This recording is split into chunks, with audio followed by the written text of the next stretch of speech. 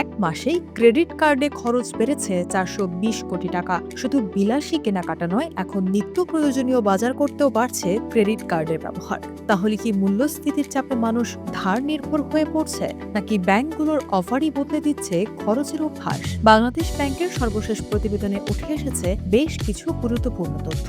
কেন হঠাৎ বেড়ে গেল ক্রেডিট কার্ডের লেনদেন, কি বলছে বাংলাদেশ ব্যাংক?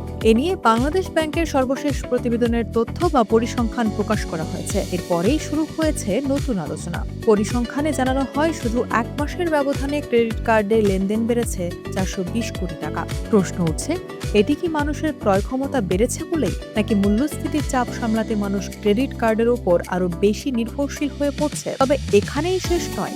বাংলাদেশ ব্যাংকের তথ্য অনুযায়ী ২০২৬ সালের মে মাসে দেশে ক্রেডিট কার্ডের মাধ্যমে মোট লেনদেন হয়েছে ৪,২৮৮ কোটি টাকা। আগের মাস এপ্রিলে এই পরিমাণ ছিল ৩,৮৬৮ কোটি টাকা, অর্থাৎ মাত্র এক মাসেই প্রবৃদ্ধি হয়েছে প্রায় ১০.৮৫%। শুধু মাসিক হিসাব নয়, বার্ষিক চিত্রও এই একই প্রবণতার ইঙ্গিত দিচ্ছে।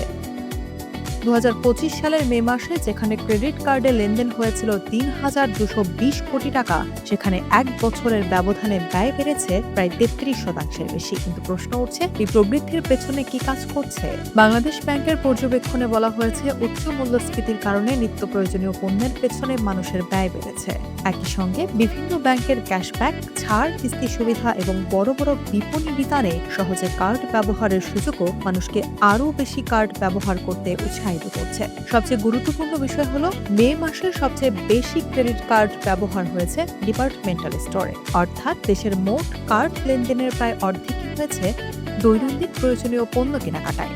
সংশ্লিষ্টরা বলছেন, এটি ইঙ্গিত করছে যে শুধু বিলাসী কেনাকাটা নয়, এখন নিয়মিত পারিবারিক খরচ মেটাতেও অনেক গ্রাহক ক্রেডিট কার্ড ব্যবহার করছেন। অন্যদিকে বিদেশে বাংলাদেশিদের ক্রেডিট কার্ড ব্যবহারও বেড়েছে। মে মাসে দেশের বাইরে বাংলাদেশি কার্ডধারীরা মোট ৪২৫ কোটি টাকার লেনদেন করেছেন। আগের মাসের তুলনায় এ প্রবৃদ্ধি প্রায় ১.৬%। এর বিপরীতে বেশি ব্যাংক বা প্রতিষ্ঠানের ইস্যু করা কার্ড দিয়ে বাংলাদেশে ব্যয় কিছুটা কমেছে।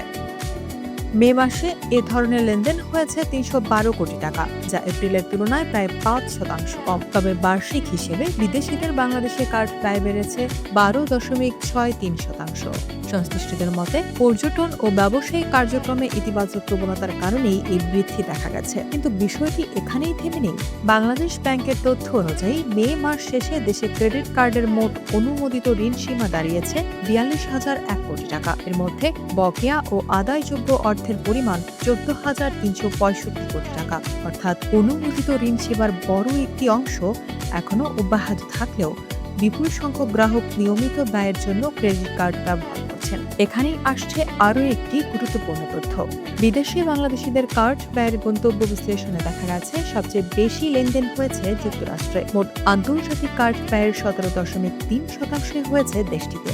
দ্বিতীয় অবস্থানে রয়েছে যুক্তরাষ্ট্র, যার অংশ ৯.৬%। এছাড়া থাইল্যান্ড, সিঙ্গাপুর, সৌদি আরব, ভারত, মালয়েশিয়া, নেদারল্যান্ডস, চীন, কানাডা, অস্ট্রেলিয়া এবং আয়ারল্যান্ডেও উল্লেখযোগ্য পরিমাণ লেনদেন হয়েছে। এবার আসি সবচেয়ে চমকপ্রদ অংশে। সৌদি আরবে বাংলাদেশিদের ক্রেডিট কার্ড ব্যবহার এক মাসের ব্যবধানে প্রায় দ্বিগুণ হয়েছে। এপ্রিল মাসে আন্তর্জাতিক ব্যয়ের মধ্যে দেশটির অংশ ছিল ৩.৯৪%। মে মাসে সেটি বেড়ে দাঁড়িয়েছে ৭.৪৭%। এটি ইঙ্গিত করছে, নির্দিষ্ট কিছু দেশে বাংলাদেশিদের ব্যয়ের ধরনেও পরিবর্তন আসছে।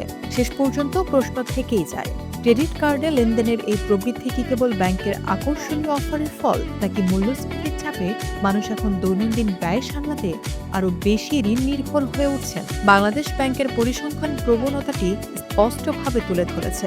তবে এই ধারা আগামী মাসগুলোতে অব্যাহত থাকে কিনা সেটি এখন দেখার বিষয়।